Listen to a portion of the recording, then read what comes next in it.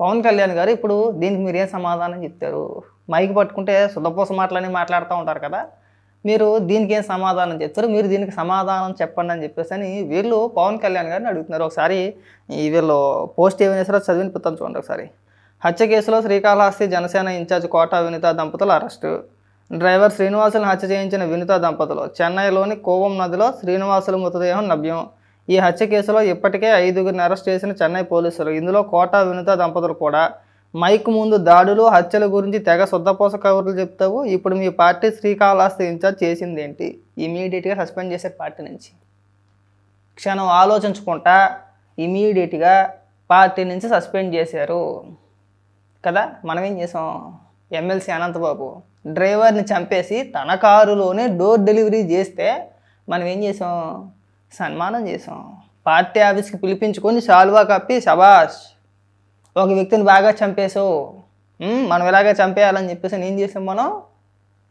మనోడు జైలు నుంచి బయటకు వచ్చినప్పుడు సంబరాలు చేసుకుంటా ర్యాలీగా డప్పులు పెట్టి ఊరేగింపుగా తీసుకెళ్ళాం మనం. తర్వాత మన తాడేపల్లి కొంపకు పిలిపించుకొని సన్మానం చేసాం. ఆ తర్వాత ఎప్పుడు సమావేశాలు జరిగినా ఒకవేళ ఆ మీటింగ్లో అనంతబాబు ఉంటే అనంతబాబు మళ్ళీ జగన్మోహన్ రెడ్డి పక్కనే కూర్చుంటాడు. ఒక నేరస్తుడు. చర్యలు తీసుకున్నారా? ఎలాంటి చర్యలు తీసుకున్నారో తీసుకోవాలా. పైగా మీరు ఎక్కడికి వచ్చి ఓపెన్ చేస్తారా? ఎంత దారుణం అది. 3 నెలలు ఉన్నాడు కదా జైల్లో, ఇంచుమించు 90 రోజుల పాటు జైల్లో ఉన్నాడు కదా అనంతబాబు. మరి నీకేమైనా సిగ్గుసారు అంటే పార్టీని సస్పెండ్ చేయాలి కదా. చేసావా? లేదు. అక్కడ దాకా ఎందుకండి? అన్నింటికన్నా పెద్ద కేసు, నువ్వు ముఖ్యమంత్రి అవడం గల కారణమైన కేసు మీ బాబాయ్ మర్డర్ కేసు. ఏమైంది? అవినాష్ రెడ్డి బెయిల్ మీద ఉన్నాడు కదా. ఏం తేల్చారు సిబిఐ? ఈ కేసులో ప్రధాన ముద్దాయిలు వీళ్ళే అని చెప్పేసి అని అవినాష్ రెడ్డి తండ్రి అవినాష్ రెడ్డిని ఇద్దరిని అరెస్ట్ చేశారు కదా. అవినాష్ రెడ్డి అరెస్ట్ ఎవరికి తెలియలేదు అనుకోండి. అరెస్టు బెయిల్ ఇవ్వడం అన్నీ క్షణాల్లో జరిగిపోయినాయి. సస్పెండ్ చేసావా? చర్యలు తీసుకున్నావా? మా బాబాయే కదా నేను చంపేసుకుంటే మీకేం ఇప్పని అడిగారు. మీ పార్టీలో సకానికి పైగా నేరస్తులు పెట్టుకొని, దోపిడీదారులు పెట్టుకొని, రేపిస్టులు పెట్టుకొని, కామాంధులు పెట్టుకొని, పైగా నువ్వు పవన్ కళ్యాణ్ గారిని ఎందుకు మాట్లాడట్లేదు అని అడుగుతున్నావు చూసావా? అది అతిపెద్ద జోక్ మాట. ఈ సంఘటనల పైన నువ్వు ఏ రోజైనా స్పందించావా? ఇంకా పిన్నెల్లి రామకృష్ణారెడ్డి ఇంకొంతమంది ఉన్నారు. వాళ్ళ గురించి అయితే మనం ప్రస్తావించవసరం లేదు, మనం చెప్పుకోవసరం లేదు. అంతా నేరస్తులే కాదా.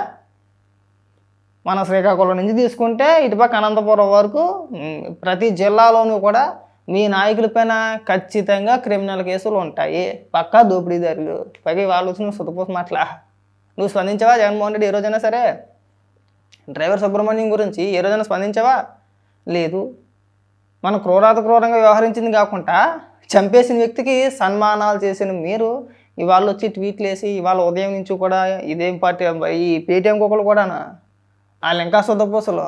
నిజంగా ఒక వ్యక్తిని చంపేయడం నేరమే, దాన్ని ఎవడో సమర్థించడు. చట్టపరంగా వాళ్ళపైన చర్యలు తీసుకున్నారు కూడా. ఈరోజు చెన్నై పోలీసులు అరెస్ట్ చేశారు. Okay, very good. వాళ్ళకి బయట తిరగడానికి అర్హులు కాదు. వాళ్ళు రాజకీయ నాయకులుగా కూడా పనికిరారు వాళ్ళు.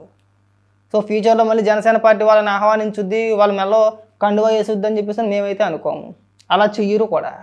కానీ మనం ఏం చేసాం ఇక్కడ అనేది? ఇప్పుడు జగన్మోహన్ రెడ్డి ఏం చేశాడు అనేది కూడా ఇంపార్టెంటే కదా. ఒకసారి మీరు గూగుల్లో కానీ యూట్యూబ్లో కానీ ఒకసారి కొట్టి చూడండి. అనంతబాబు జగన్మోహన్ రెడ్డి అని కొట్టండి. మర్డర్ జరిగిన తర్వాత ఇంకా ఎక్కువ సార్లు మీటింగ్లు పెట్టాడు అనంతబాబుతో. ఆ తర్వాత అనంతబాబుకు సంబంధించింది ఒక వీడియో, ఒంటి మీద గుడ్డ మొక్క లేకుండా వీడియోలు బయటకు వచ్చినాయి. చూసారు? ఐడియా ఉందా? చర్యలు ఏం తీసుకున్నావు? అడు మర్డర్ చేసాడు, ఒక వ్యక్తిని చంపేసాడు, అందులోనే నెంబర్ 1 కామాంధుడు. చూసాం కదా ఆ దరిద్రాలన్నీ కూడా మనం.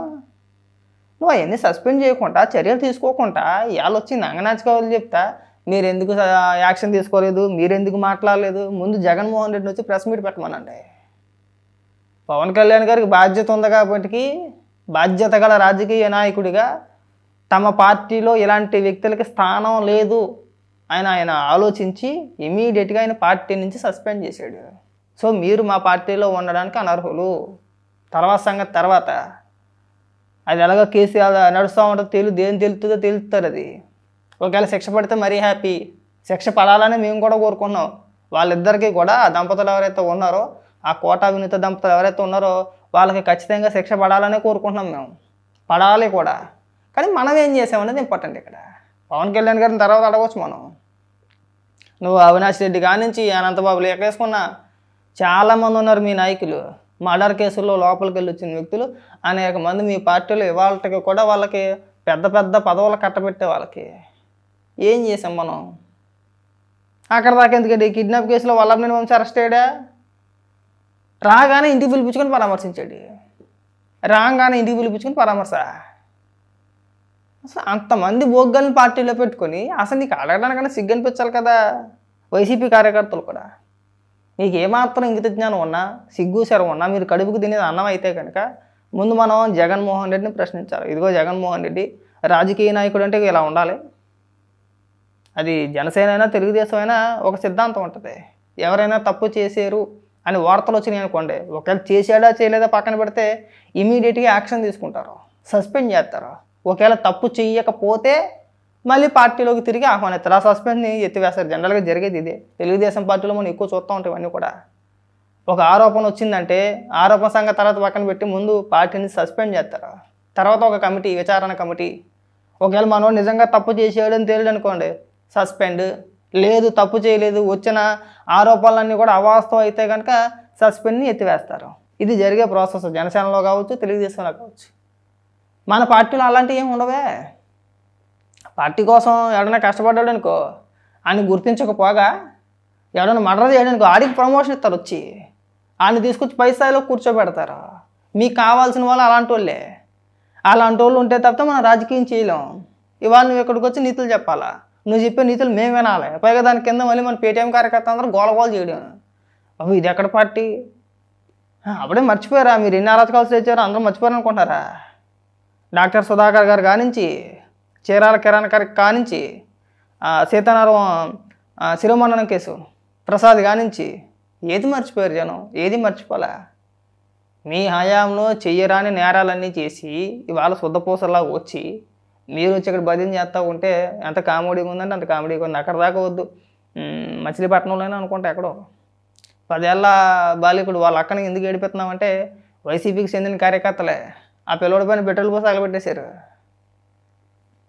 ఏం యాక్షన్ తీసుకున్నారయ్యా? జోగి రమేష్ వెళ్ళి మనం ఒకటే సెటిల్ చేద్దామని చెప్పేసి అని మాట్లాడారు. అంత నీచమైన మనస్తత్వం కలిగిన మీరు ఇవాళ విచిత్రంగా మాట్లాడుతుంటే నిజంగా కామెడీగా ఉంది. ఇంకెప్పుడు కూడా ఇలాంటి పనికి మాలిన ట్వీట్లు ఏమి ఆకండి. సస్పెండ్ చేశారు, సస్పెండ్ చేయకపోతే మనం ఎన్ని రకాలుగా మాట్లాడినా కానీ పర్వాలే. అక్కడ పోలీసులు అరెస్ట్ చేశారు, ఇక్కడ పార్టీని సస్పెండ్ చేశారు. అంతకంటే ఏం చేస్తారు ఇంకా? కాబట్టి ఈ గట్టిపడి అయితే బాగుంటుందండి.